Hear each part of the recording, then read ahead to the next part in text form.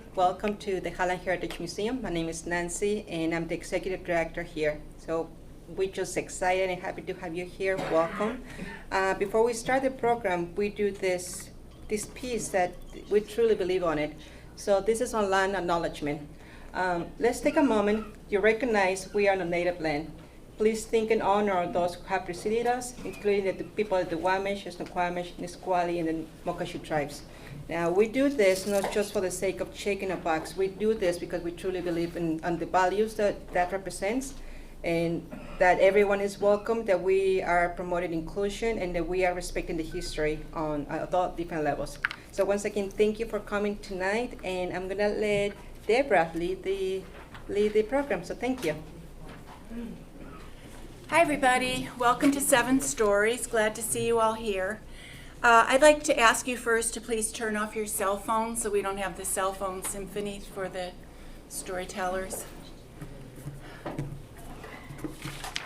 7 Stories, I see some new faces to me, so is a group started by Sybil. Can you wave your hand, Sybil? Hi.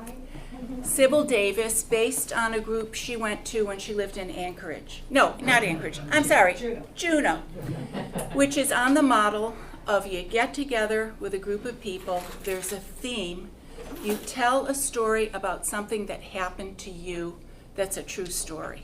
So she works really hard and we're getting it off the ground. So I'm glad that you're here to participate or to listen. So our first storyteller tonight is Abby Rolnick. As you can see, she has a little bit of an issue. Abby is relatively new to Burien. We are lucky to have her. She's here tonight in spite of her recent accident.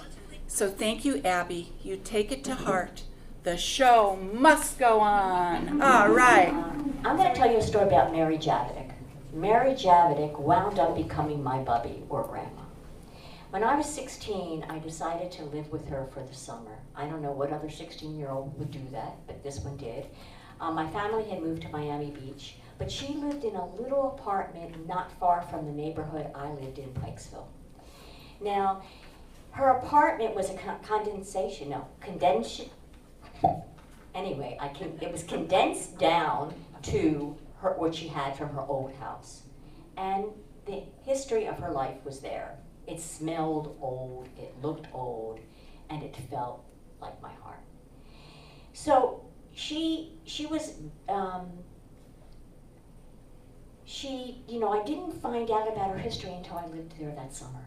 She had hidden everything about her. I just knew her as my grandmother, my bubby, the person that I loved, an incredible person.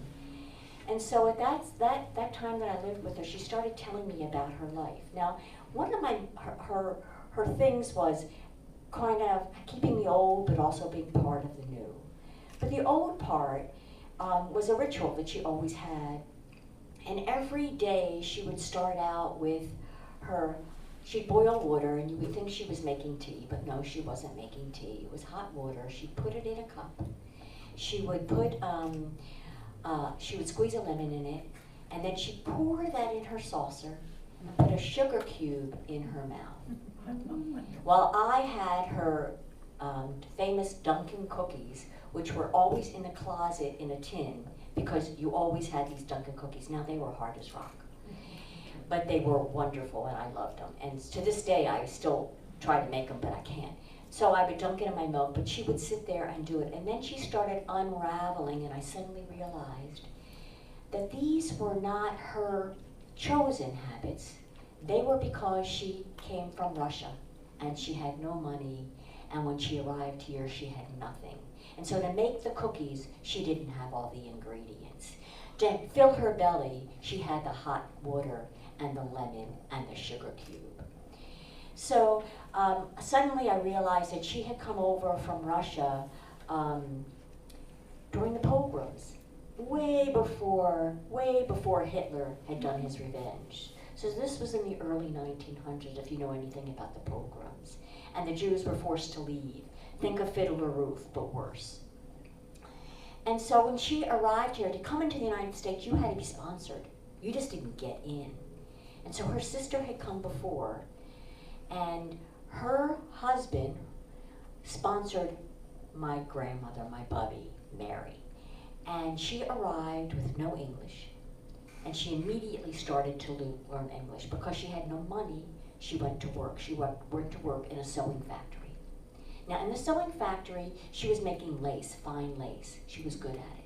But she wasn't fast enough, and you were paid by the piece.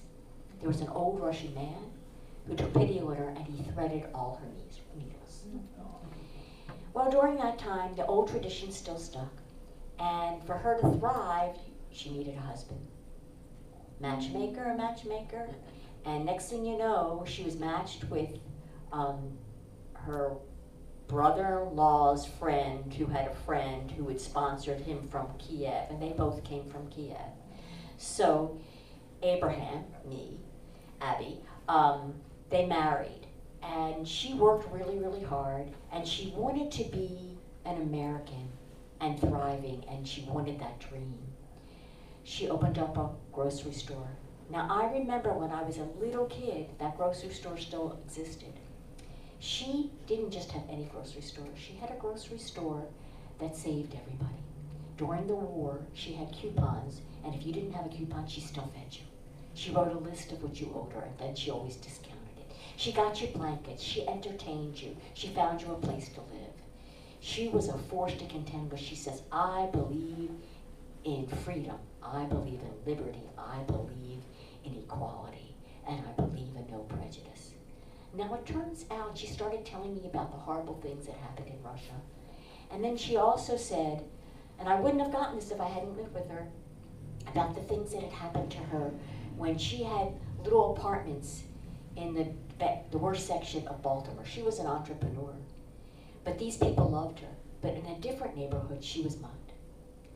And so it was all of these racial things and all that was going on in the country. And she just revealed all of that to me. My mother didn't know. I mean, she knew about the beating, but she didn't know anything else. And my sister didn't know, and most people didn't know about her history. They didn't ask. So you fast forward now, and she is like a fiercely proud American citizen and just loves the country, even with all that has happened to her. I'm in Scandinavia and in Europe hitchhiking after college, and I have an acquaintance. And we're in Scandinavia, and she says, you know, Abby, everybody's staring at you. I said, well, what do you mean they're staring at me? She said, well, they know what I am. I'm black, and I speak English. I'm a black American. But they don't know what you are. I said, I know. When people ask me what I am, I tell them I'm a citizen of the world, and I live in Puerto Rico, because at the time I did. And I often spoke Spanish. She said, and then I could just, as I said that out loud, I could hear my Bobby cringe. And I could hear her voice, do not sugarcoat this, do not sugarcoat this, do not sugarcoat this. I realized her sugar that she ate was her way to cope and keep everything down and not tell the truth. I had an obligation to accept that I was American, that I was Jewish, that I didn't like things that were going on in the Vietnam War, that I wasn't proud of the negative, but I was who I was. And that you have to be a citizen of the world, you have to accept the good and the bad. And you have to love. And so that sugar cube that she always drank just stuck with me. That's it. Thank you. Thank you, Abby. I loved that. And I have seen that with people who, mostly from Russia, who do the sugar cube and drink through that. So very cool.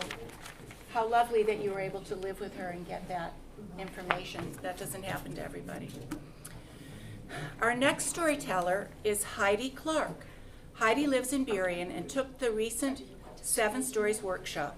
She'll talk about her father's youth and coming to America. Let's give it up for Heidi being brave and telling her first story. Yay! Well, good evening.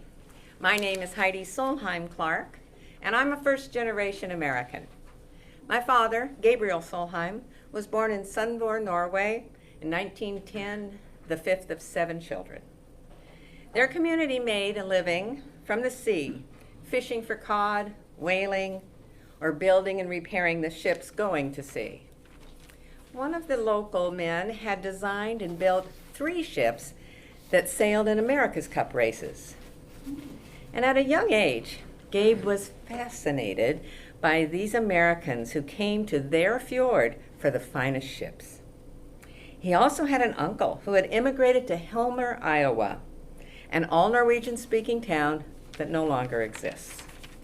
This uncle, also named Gabriel, had sent a photo to the family back in Norway. It showed him in a fine horse and buggy carriage with wheat fields behind him to the horizon. And this was unbelievable to those living on the rocky hills of Norway. Surely it must be a trick of photography. And Gabe said, I will find out. He declared that someday he would go see the great America. To prepare himself, he asked their librarian on the library boat that came once a month to find him books printed in Norsk and English. So at the age of 11 or 12, he set into reading The Last of the Mohicans in Norwegian, in English, word by word. He did this many times, and occasionally other books as could be found with both languages. He also made a point of speaking to anyone who had some English, bad English, swearing English. And he would be at the store on the dock whenever a ship came in for supplies to hear any new words. Then at the age of 16, he went in with 2 friends on a ticket in the Norwegian National Lottery. They still have this. And they won. Gabe's third of this prize bought him a bunk on a ship to America. And when the day came that he was to leave, his mother went with him to the dock in Burien, and she asked him to find her sister Rachel in Brainerd, Minnesota. I was charmed by the idea that they thought, oh, I'm going to go to America, I'll find Brainerd, Minnesota. So, years before, Rachel had been engaged to a man from their village, and he'd immigrated to America and sent her, eventually, a ticket to join him. The weekend after she had arrived, they went to a barn dance, apparently in her honor, and there she met a man from Lofoten, Norway. They were married the next weekend. This was such a disgrace that the family hadn't had any contact with her in years. And my mother wanted to know, is Rachel happy? My grandmother wanted to know, is Rachel happy? So Gabe went on his great adventure at age 17. And once in America, he worked in restaurants, logging camps, wheat threshing teams, and on the railroad, really any job that would have him. He went from New York, finally, to Brainerd. And there he found his Aunt Rachel and her husband, Peter Olson, and their 5 children, all happy in America. He lived with them all through the Depression and was forever referred to as their cousin brother. He wrote home that indeed America did have wheat fields as far as the eye could see. Dad didn't talk much about his youth when my sisters and I were growing up. He was too busy providing for us on our farm in Bellevue. But one time, while watching a TV show about Charles Lindbergh, Dad said, I flew with Lindbergh once. He landed in a wheat field where I was on a threshing team on a crew in Iowa. He said I paid $5, a week's wages, to go into the sky. Well, I was amazed. I'd never heard this story before. And kind of confused because that would be after Lindbergh had flown to Paris, and wouldn't he be so famous he wouldn't have to do barnstorming? But it was Dad's story. This year, 20 years after Gabe's death, I read a book called One Summer, America, 1927, by Bill Bryson. And I discovered that Lindbergh's flight didn't give him any financial gain, and he'd had several more years of barnstorming, and Dad's memories were true. And then something else snapped into place. May 21st, 1927. I checked some family records. On May 21st, 1927, Lucky Lindy landed in Paris, France. And lucky me, Gabriel Solheim landed in New York City, USA. Gabe went on to become a citizen in 1943 while serving in the U.S. Army, 99th Infantry, Special Forces of the 10th Mountain Division. He was in the third wave on D-Day, wounded in Malmedy while on reconnaissance, and got home 13 months later to continue the life he'd chosen in America. Sometimes the mysteries in life just need a little more time to be understood. Thank you.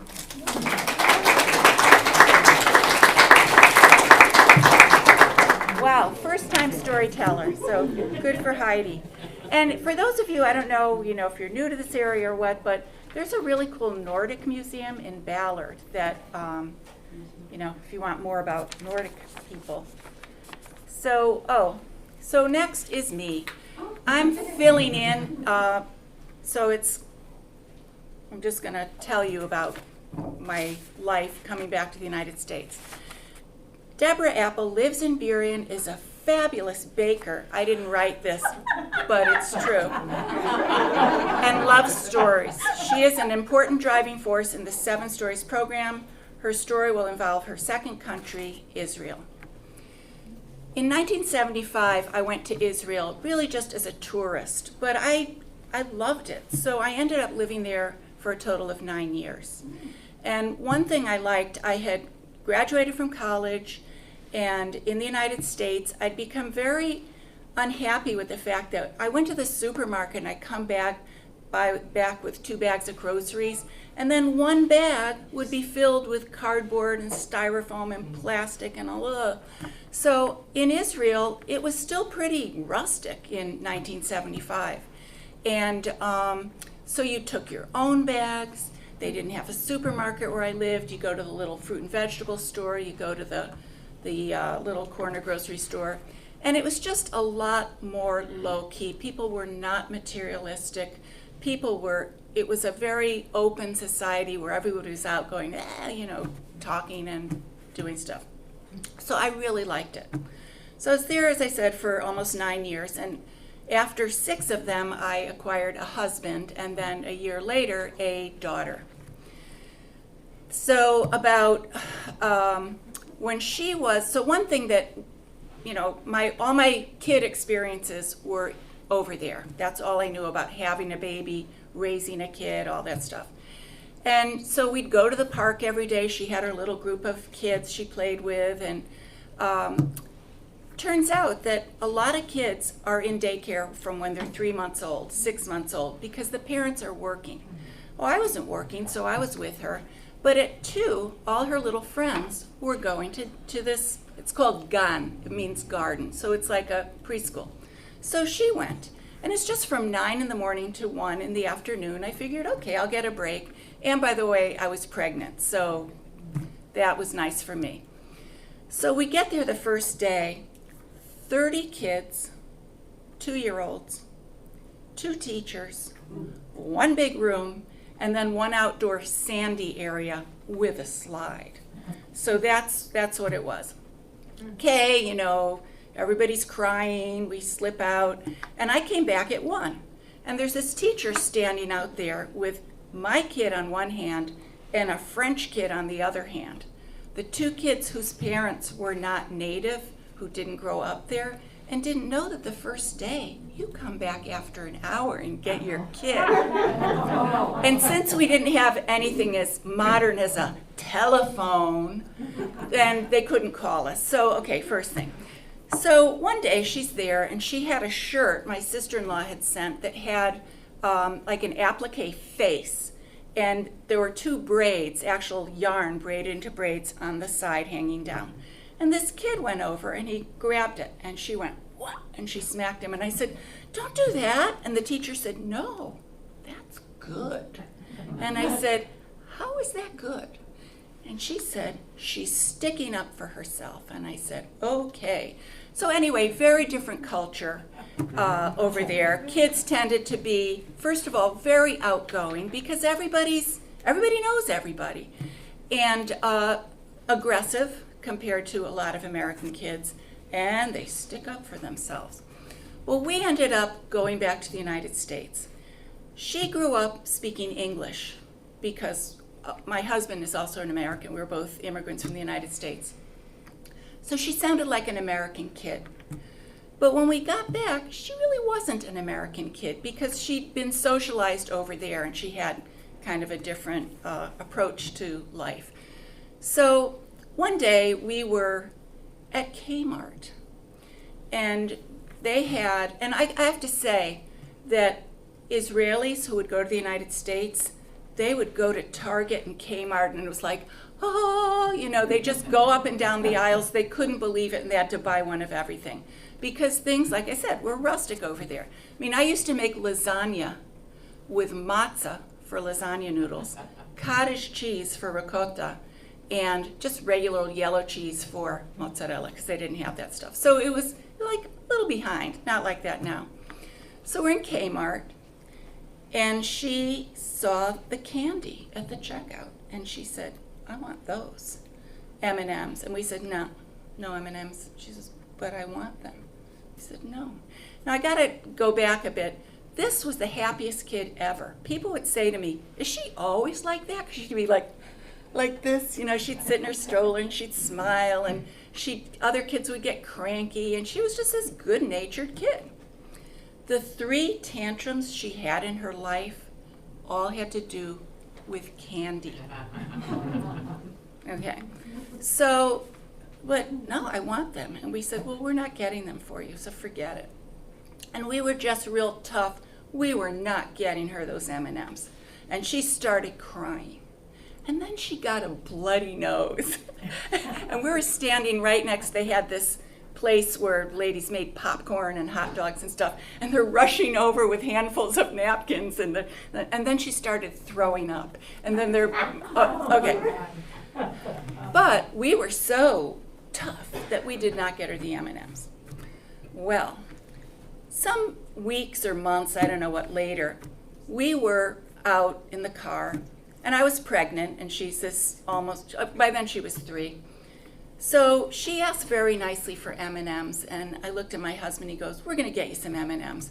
So we pull into a parking lot where there was a Safeway or something like that, not realizing it was in an area that was this huge place for elderly people. And they were all there that day in line. So I'm out in the car with her, pregnant woman, in car with 3-year-old, and this motorcycle roared up, and this guy's on it. He's like, you know, big biker guy. And so my darling daughter sticks her head out the window and she goes, you be quiet. And I thought, because he was kind of a scare-looking guy to me. So he looked and he got off and he had this chain and he started walking, swinging this chain. I'm thinking, oh, please, get the M&Ms and come out. I mean, I see my life flash before my eyes. And I guess he was just being like, I don't know. He wasn't really going to attack us, but it was kind of scary. And here's my kid, you know, shaking her fist at this guy. And I'm going, oh, God. So she really took that personality with her to the United States. Another thing was in preschool, where she went there, it was probably she was 4 years old. They did a role play one day. And they had all the kids, and the teachers explained, now, one of you is going to be the kid with the pail in the sandbox, and the other kid is going to be the bully. And the bully's going to come over, and he's going to take your pail away. And you have to think about, what are you going to say? What are you going to do in this situation? So basically, the kid would go over, take it away, and the other kid would go, no, and this went on and on and on. Well, then it was her turn. And so the kid, she was the kid with the pail, and the bully came, and he couldn't get it away from her. She would not let go. And nobody had thought of that. Don't let go. You don't have to hand it over to this kid. So she's sitting there like, and just laughing her little head off while the kid's going, and he's saying, she won't let go, she won't let go. And it's like, yeah, that's kind of the point. So that was how it went with this child from another culture.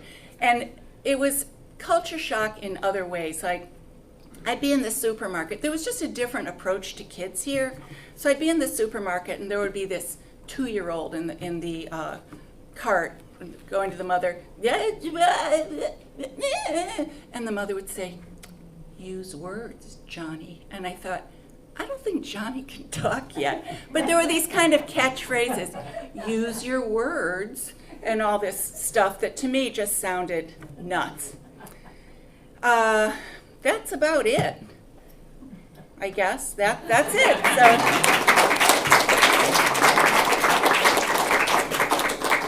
okay. Oh, no, I keep it off. All right. Dana Hughes recently moved to Burien from Prague, loves art, movies, and travel. She's the mother of 1 son and grandmother to 1 grandson and 3 step-grandchildren. Yay. Okay, so please welcome Dana Hughes. Donna, I'm sorry. Isn't it Donna you say? Oh. Donna Hughes. Hi everyone, I'm Donna Hughes, and I'm extremely nervous, so please bear with me. Coming to America. In June 1986, my husband, my son, and myself boarded the bus to Yugoslavia. Doesn't exist anymore, but it was Yugoslavia back then. We went on a vacation, and there were only a couple of friends and my mom that knew we were not coming back. We were escaping the country. We had a little bit easier time than some of my people that I met in refugee camp later on. We were given a good advice to ask for the permission to transit through Austria instead of, really risking our lives and doing something like swimming across the ocean and doing things like that. And some people actually did die. We made it to Traiskirchen, to Vienna. Traiskirchen is the largest refugee camp in Europe. It's a former army barrack place where it started pretty much to be a refugee camp in 1956 when the Hungarian Revolution went over. And it's in the beginning it was pretty much like a prison because they did lock us out and had to pretty much verify all our information that we gave them. Who are you and where did you work and who are your parents and all of this. So for about a week we were stuck into this one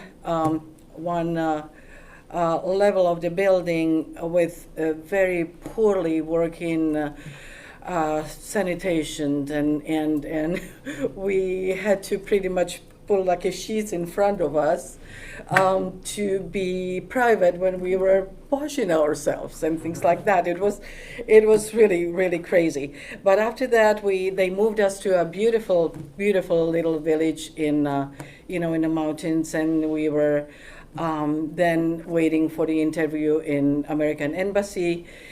And as Abby actually already said, you do have to have a sponsor when you come to America.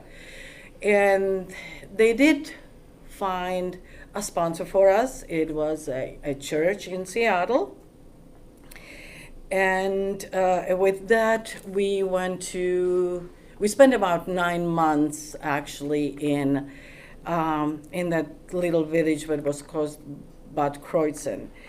And everybody who goes to America has to have some kind of orientation, information, what to do if your sponsor doesn't wait for you, where to go, how to actually survive, because most of us didn't speak any English whatsoever. So we were in Mariaschutz. That was the last week in our time in Austria. It was interesting because people were saying, "Hey, you are going to Seattle? How come?" Because nobody is ever sent to Seattle, if we understood. It was Nebraska or places like that. but I guess it was because we kind of came in pre-season. If you can imagine, there's a pre-season of, entering the refugee camp. So we were going to Seattle. It was January 29th in 1987 when they boarded us into the buses and took us to Vienna airport. And we made it all the way to New York when all of us, heard of us. We just kind of went to a place, and they were police officers, and everybody was checking out all the paperwork. And they were separated people. They were staying on the East Coast. They were staying overnight, and people going to the West Coast were actually, if there was a connecting flight, we were actually going to our destination. So as I mentioned, we were the only one to Seattle. We made it about 10 o'clock at night. We made it to SeaTac Airport, and there was a lady. Her name was Betty, and she was waiting for us. She took us to her house because it was end of the month, and our apartment wasn't ready yet. So she took us to Bellevue, and so it was, in the beginning we were just, this is so different. This doesn't look like anything that I have ever seen in my entire life. And so Betty was fine, but there was no conversation really. We didn't speak English, but she somehow, we were able to understand that in the beginning of the next month we will be meeting people from the church, and they had a translator there for us. So we met a guy from our country. Her name was Martin, and they just put us into the little studio, and we were first refugee that they have ever had, and so we didn't know what we were doing. They honestly, as much as they wanted to, they had no idea what to do, so they put us in Beacon Hill. And I don't know what you know about Beacon Hill, but it wasn't any better than it is now in 1987. So the second night there, we can hear a screaming. I mean, bloody screaming. And the glass was thrown against our door. And I was scared to death. I opened the door the following morning. There was a puddle of blood in front of the door.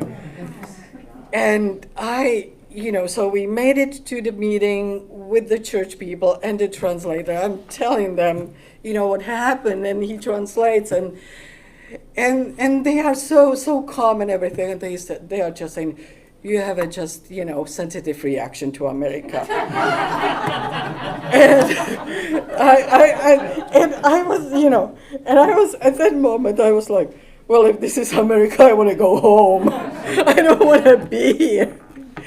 So, but, we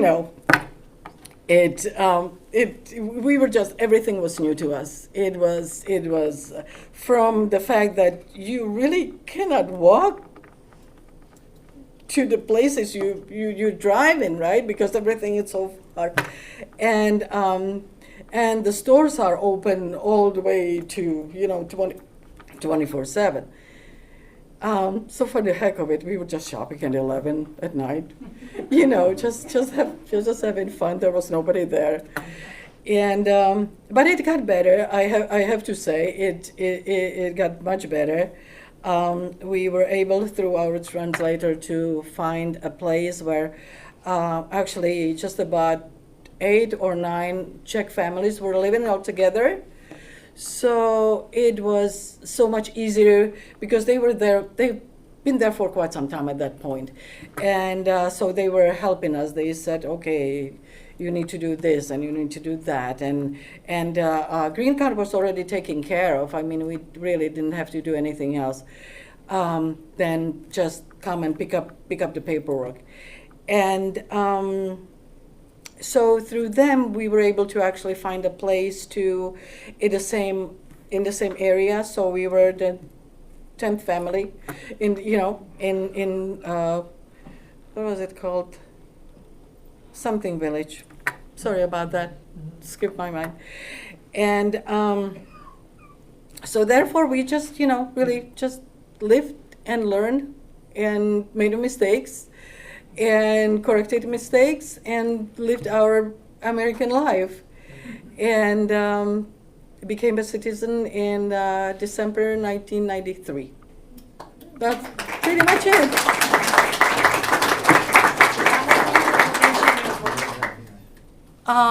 Is it okay? I would like you to, yeah. Oh, okay. Obviously in 7 minutes or whatever, however long I talked, you didn't show me. I told my husband to show me. Of course, he failed me. I'm so interesting. Okay, so in 7 minutes, there is really no way that one can. No, just tell how they can get it. Okay, well, there is a book. There is a book about me coming to America, but the more interesting part is actually about my mom and my grandmother, which is incredible. Sybil read it. It's really an incredible story. And so that book is available on Amazon, but actually I do have 4 books here. If somebody wants to buy it, you can buy it. What's the title? I have 4. Tell the title. Oh yeah, title absolutely makes no sense whatsoever if you think about it, but it's called 2 Days of Love. Okay. And it's written under my first name and my middle name. So you will find it under Dana Romana. And if you don't have all of this information, it will never show up on Amazon. Okay. Yeah, it's really kind of sensitive to every single information that you will put there. Yep. Thank you. Sybil and I met Donna, I don't know, how many months ago? Quite a while ago. And we talked to her, she wanted to tell a story, and it didn't happen at the time. And this, of course, was the perfect theme for her to come and tell her story about coming to the United States. And to me, what struck me sitting there is here's this person who came with blood outside her door, not speaking English, and she's up here in beautiful English telling this story. So, yay. Our next storyteller is Dung Dang. Did I say that right? All right. Dang lives in Burien, loves to cook, garden, and ride her bike. So please welcome. Hi everybody, my name is Dang. So I came to America in 2002 and I came from Vietnam. My mom is a Chinese, so my father is a Vietnamese, and I married with American men. So like many people come to America, when I come to America, my sister took me to South Seattle Community College to teach me how to get a bus go school. So I get a couple of days go to bus, and she told me, you get here, you get off here, then when you back, you gotta walk another, opposite the street to catch bus home. So one day after school, so I get to the bus number, 120 or something. So I get in that bus, and I don't know how to get off. And the bus driver asked me, so ma'am, where do you want to get off? I say, I want to get off where is a gas station here. And over there is have a lot of car. And they say, wait a minute, where you want to get off? I say, just drop me the gas station and car here. In the store sell candy, that's it. So the bus driver, they panicked because I'm lady, I'm young girl. So, and they don't know what to do, and I don't know what they do. And the bus driver took me to the end of the car terminal, whatever, the end of the bus, so he called the police. So two police come, they put me in patrol car. And I say, what am I doing? I don't think I do anything wrong. So the police asked me, so, ma'am, so where you come from? I say, I came from Vietnam. And they say, wait a minute. But I studied in it when I was a little girl in Vietnam. But I don't speak and listening much. I can write it. So finally, and the bus driver tell the police, she get off from the school. She take from the school. So they asked me, are you go school? And I say, I'm school. That's it. And they say, what is your name? I write out my name, and they say, your phone number. I say, I don't have phone. So, and the police took, I don't know what the police, they talk in English, I don't know. I mean, and they track down where I live because they call back to the school. And I write down my name and my birthday, and they track down to registration in school, and they find out where I live. It took 25 minutes somewhere around, very long.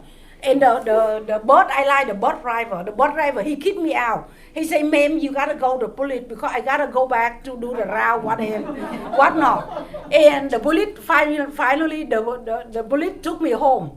Then the police told me, you need to write your address and your phone number and anybody related and make 5 copies and put everywhere in your body. Then when you get the bus, when you want to off, you can show them the address, and the bus, they know how to take you off. That's a story when I came to America. And after that, I take the bus, I go to school daily.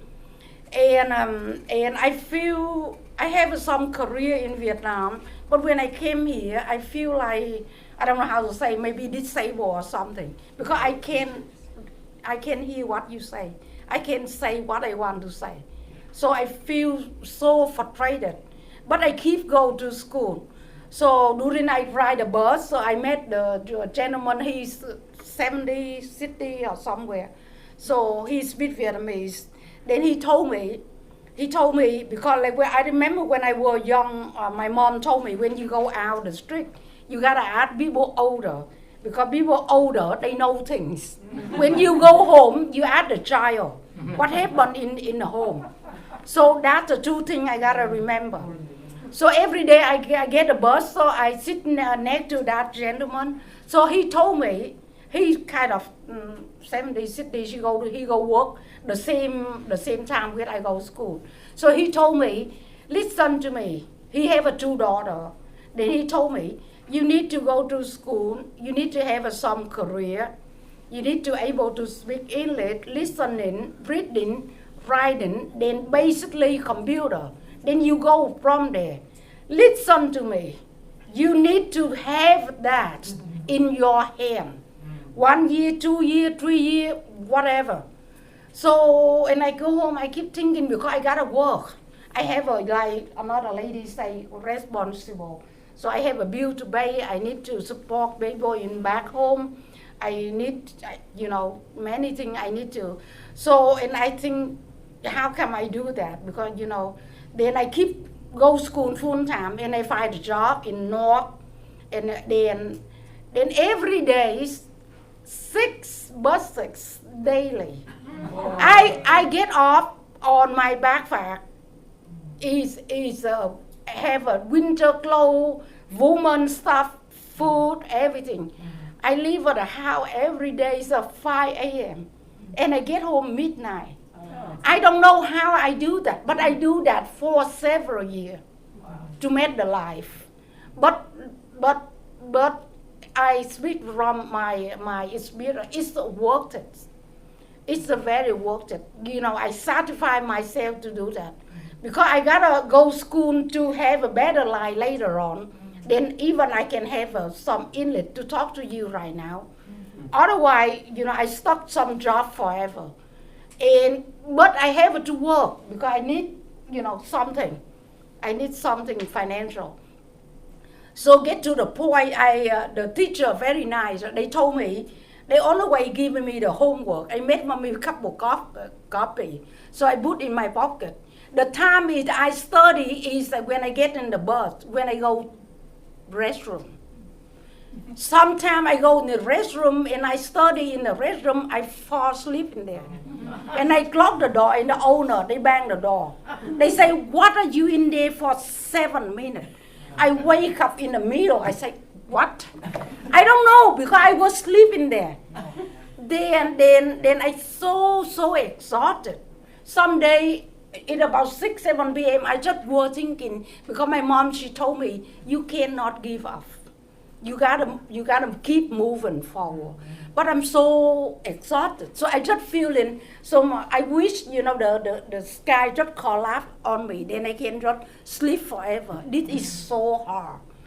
But I made it. I graduated. I have a job, and I have a 2 job, 3 job. Then a lot of people around me. One time I have the bus driver, because I get off the same day, the same time. So because I'm afraid to, because one time I slept over in the bus path like 4 or 5 steps, then I gotta go back. So and I told them I get up 1:34 in the bus. When he saw me, he say to the lady 1:34, get off. And sometimes I sleep. Then I have a backpack, I have a string. Then he rap. He say 1:34, get off, and I get off. But I made it. I graduated. I have a job. I worked for 18 years. I have 2 awards. I volunteer library building. I have a beautiful, handsome husband. So here I am. That's it. That was wonderful. It really brought the immigrant experience to the United States right down to a bus and all that stuff that happened from that. And I loved the proud, handsome husband filming it. So congratulations for all your hard work. It's very inspirational. And I think we have a budding stand-up here too. So, things you learn here. All right, our next storyteller is Arun Javeri. I didn't have him on my list, but I can tell you one very interesting thing about him. He was the first mayor of Burien. So, yay. So, please welcome Arun. Thank you for this opportunity to share my life and my coming to United States like so many of the speakers tonight. So it's quite an honor. And I have a story, the real story, and then I have a message at the end of my story. I came here when I was 20 years old. I was born and raised in Mumbai, which was Bombay at that time. And it was under the British rule, British Raj, we call it. And then when I left Bombay to come to Seattle, of all the places in the United States, it was in 1959. And why did I come to Seattle, or what was the charm? Because I had read about Seattle and the Boeing company. I was so fascinated by airplanes. I said, I want to go there and maybe I can work for Boeing. And as it turned out, I did. So I came here when I was 20 years old, and I came to the University of Washington for my master's degree in engineering or science. I had a bachelor's of science degree from India. But when I came here, I found out that I did not have any engineering background, so I had to start taking the fundamental courses in engineering, electrical, mechanical, civil, aeronautical, before I can become an engineer and get my degree. So I said, okay, that means another 2 years that I have to study, which was fine. Of course, my parents didn't like that because they said, hey, you are going there for a degree and please come back. And I'm the oldest of 7 brothers. So, there's a responsibility for an older son in a family like that. Anyway, I came here, and I must tell you, and most of you probably know, that the University of Washington has an excellent organization known as FIUTS, F-I-U-T-S, Foundation for International Understanding Through Students. And that organization would match up new international students with local American family. Because I came from a joint family of 15, 20 people, my parents, my uncles, aunts, and coming to a completely new location, new city, new country, it was quite alarming and sometimes the first few nights I said, I called back my parents, I said, I'm coming back home. I don't want to be here. They said, why? I said, because I don't know anyone. Anyway, so this FIUTS organization, their purpose is to match international students who come for the first time with a local US American family. And I was so delighted when I found out that I have been matched to a local family here in Seattle. They lived in Shoreline area at that time. A young couple, I should say middle-aged couple with 2 children. And so on Christmas Day, after I was here for a year, they invited me to dinner at their house.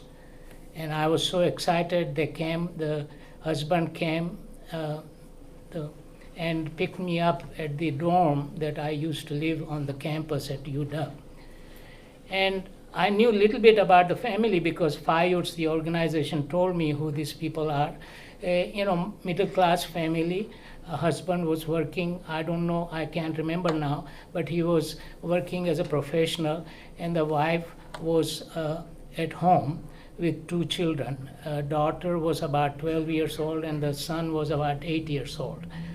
So I was all excited to meet a family, first time after leaving my own family a year ago from India.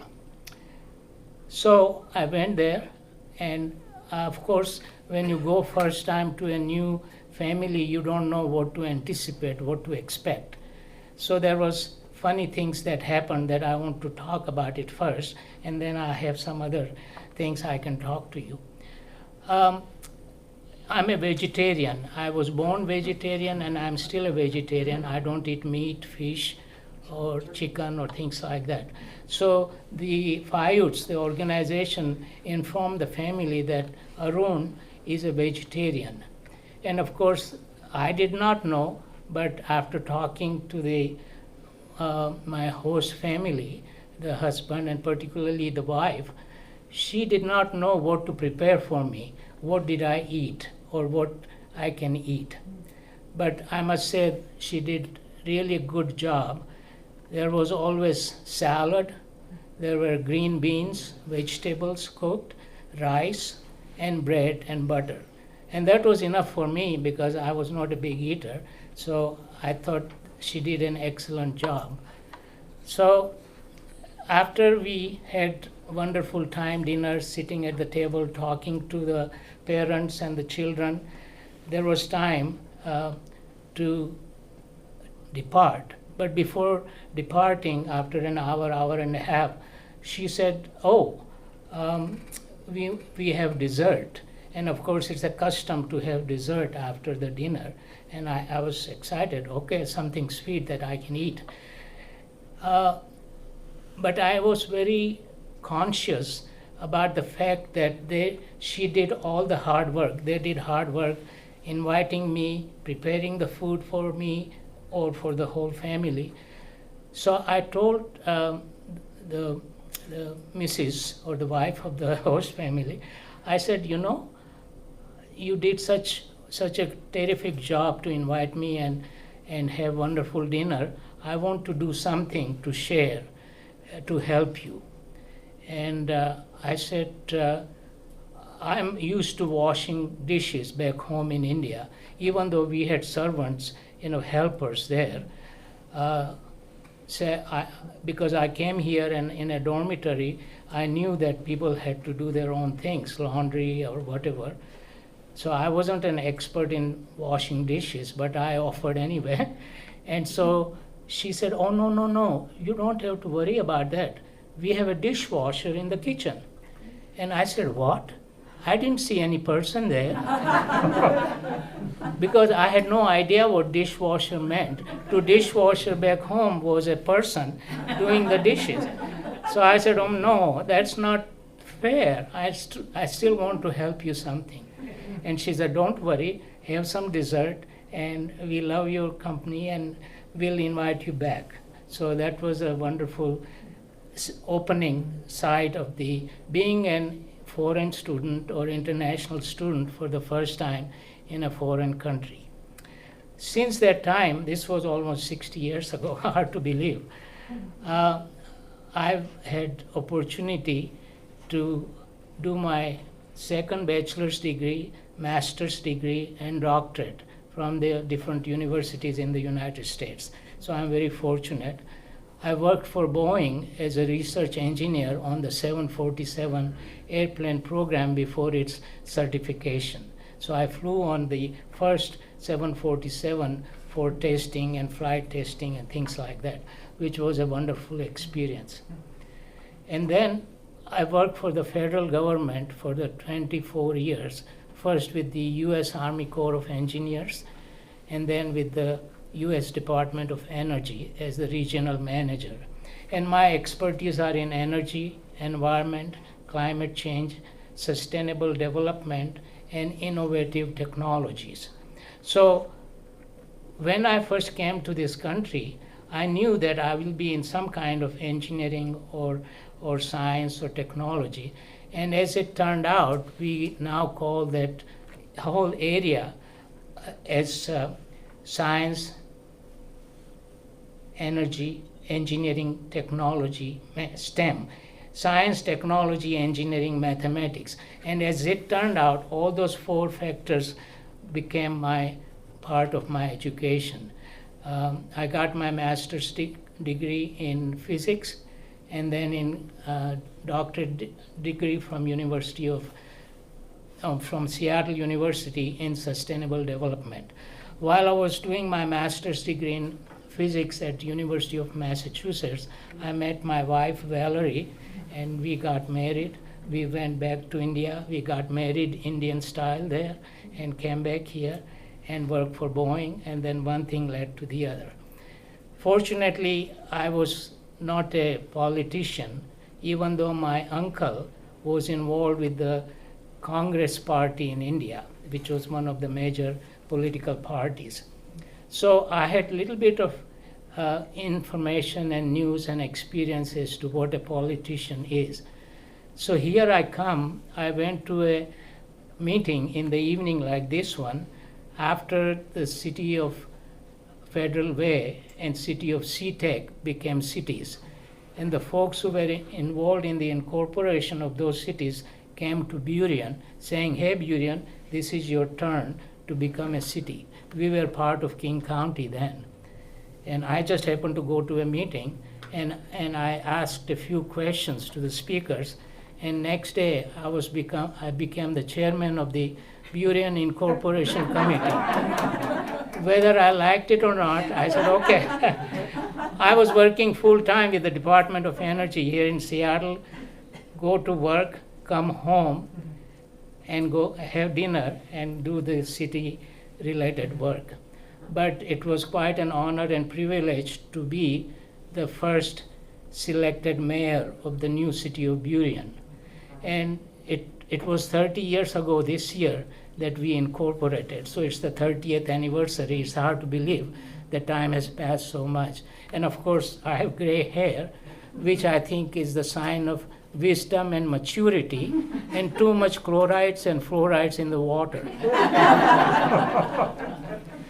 Anyway, so to end up the story, the information that the education and the international collaboration with so many different students from all over the world that were at the University of Washington when I was there, about 400 international students.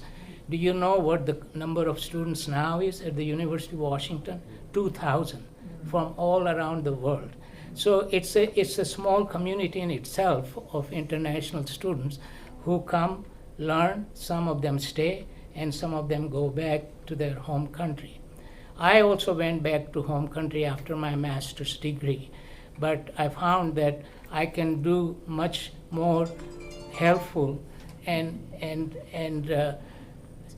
interesting jobs here than I could spend so much time because of the bureaucracy, etc. Back home. It's not a criticism, but there's the way things were there. So when I decided to when I was mayor for 6 years for this city of Burien, I did not realize that someone had done the historical search that I was the first India-born mayor of a newly incorporated city in the United States. So I said, well, if that's true, then I should be an example for others who follow me. So since then, I've been always very much involved in public relations, making sure particularly the younger generation have the experience and knowledge and education to do something not only for themselves but the community at large. And since I'm involved in the areas that I mentioned, energy, environment, climate change, sustainability, innovative technologies, I have made sure that for all of us as the parents and grandparents, we owe to our children and grandchildren not only as a responsibility but as an obligation to leave this world better place for them to grow, climate free, or the impacts of climate change, more pollution free and better place.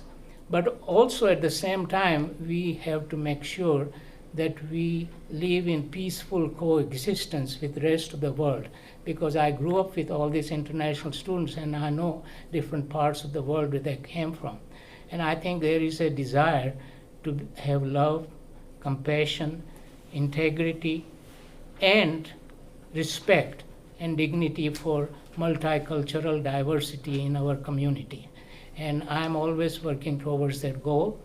And as someone mentioned about the book, I'm a co-author of a book on carbon reduction policies, strategies, and technologies, which was published in 2009. And I'm working on second book on decarbonization, which is a second part of this book. And so hopefully next year when it will be published, I can donate one to the museum here. But anyway, it's a life story that I have lots of interest, lots of experience, and I'm so proud that my wife, my son, who is a pediatrician here, Varun, and his son, Holland, and our daughter, Vanashri, and her son are here also. Our daughter lives in Ballard, our son lives in Wallingford, and they both grew up here, went to John F. Kennedy High School, and we lived in the house, my wife and I, for 55 years.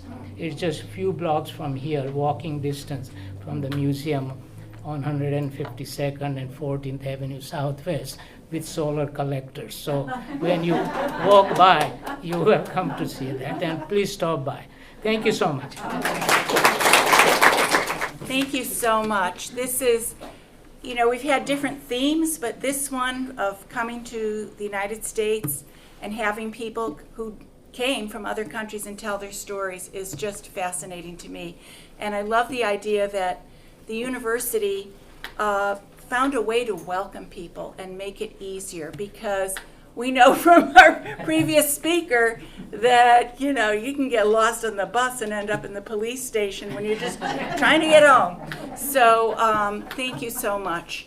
And I think it's pretty cool that here we are on the 30th anniversary. Here is our first mayor. So thank you so much. Our final storyteller is Irene Danish. Am I saying that right? Okay. Is filling in tonight at the last minute, and boy, are we lucky. She was on the first committee when 7 Stories was formed and has recently just come from Ukraine. So please welcome Irene. Good evening. This is the last minute, and I just have some short remarks to make. Sybil was telling me the theme tonight, coming home to the U.S., and I said to myself, wow, people are going to tell some really amazing stories. And the truth is that for me, coming home to the U.S., it just feels so much home I don't have anything, shocking to say. I have only positive things to say. And then I said, well, I just went to Ukraine. I just spent 3 months in Ukraine. I've also lived in Ukraine for many years. My parents are both from Ukraine. They were refugees from Ukraine. And so I feel like a daughter or a granddaughter of so many people here in the room. It's just a beautiful feeling. What I can say is the gift my parents gave me, and the gift that many of you have given me in that sense, is that when I go to Ukraine, I am also coming home. So this is just a few short words about coming home to both places. And I'll start first by March 28th this year when I went to Ukraine. I'll say really fast that the reason I went right after the war started, I had worked there many years, been going off and on many years, and friends said, "Oh, Irene, I want to volunteer in Ukraine. I figured you would know, what I could do there or where I could work." And I said, "Listen, Mira, they don't need us. This is the worst time in the world to have a volunteer on your hands who doesn't know what they're doing. Everybody's going out of their minds right now. Organizations are going crazy." And she was like, "Oh." And then I said, "But okay, we'll get together and I'll think of where you could volunteer." And we got together and she said, "I think I actually have to stay here and take care of my dad." And I said, "Okay, well, yeah, that organization I was thinking about you could work at is one that I know really well.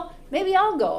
So I'll just fast forward to, I ended up going pretty fast. And I'll just fast forward to the fact that I flew into Krakow, because you can't, of course, obviously, fly into Ukraine, unless you want to get shut down within seconds.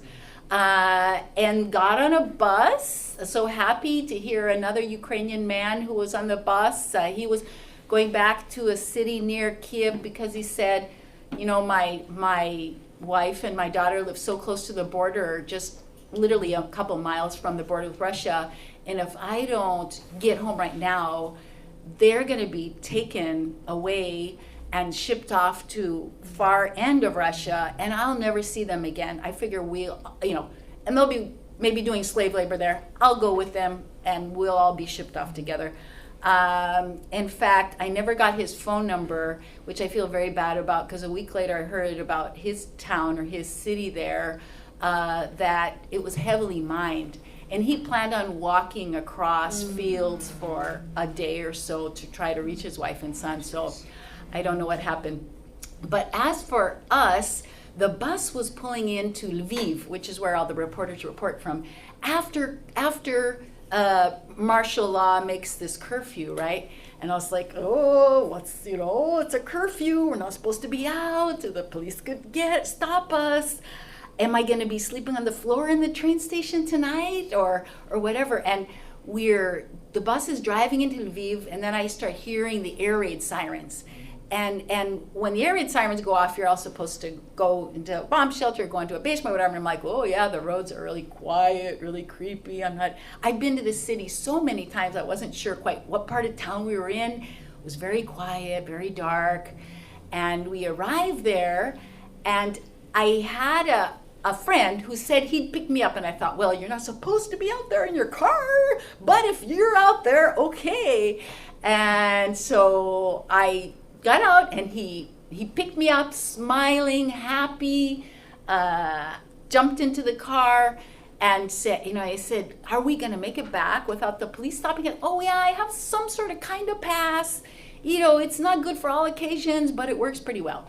Anyway, so I got back to the attic room of an archbishop, guy who's in America, but also he lives in Ukraine.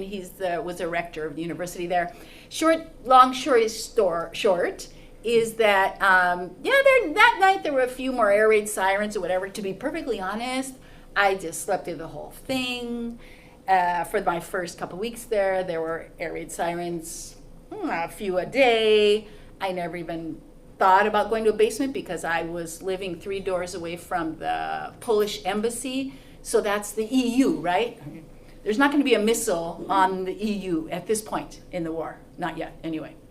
So to sum it all up, other than a very interesting, exciting arrival in Lviv, I just felt very at home, very happy.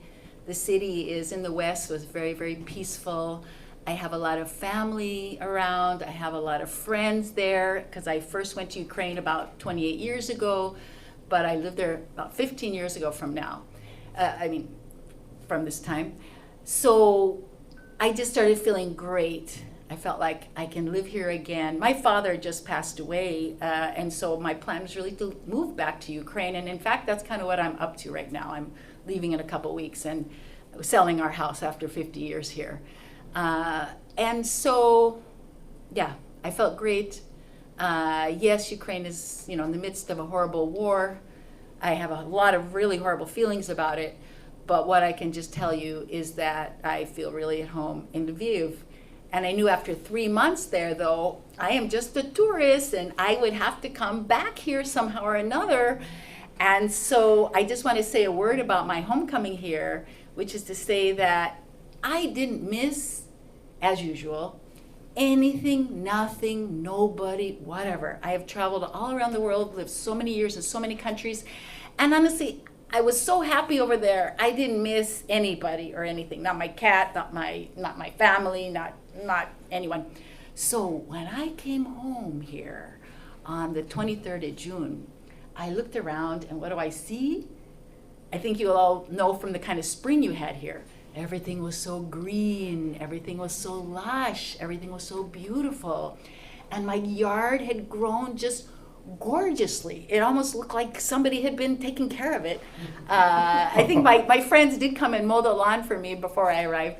But the next morning I stood out on my porch because I have this little, I call it my Zen habit of making a cup of mint tea and standing on the porch in the mornings, looking out in my quiet neighborhood and all the trees and counting the birds that I hear and that I see. And I do this for about 10 minutes maybe.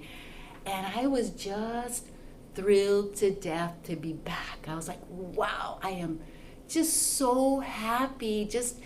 It's so bittersweet to know that I have to leave here soon and not exactly forever, but sort of forever. I can come back. I'll probably come back next year for a month or something and go back to Ukraine. And, if there's still a Ukraine, to be perfectly honest, a year from now. But I just realized that this is the story I could tell you, was that I just feel fabulous going to both those places, and I have my parents to thank for it. So feeling happily at home everywhere, thanks to wonderful parents who learned to straddle two cultures, and I also made that effort through my lifetime and have been able to finally enjoy to feel great no matter where I am. Thank you so much.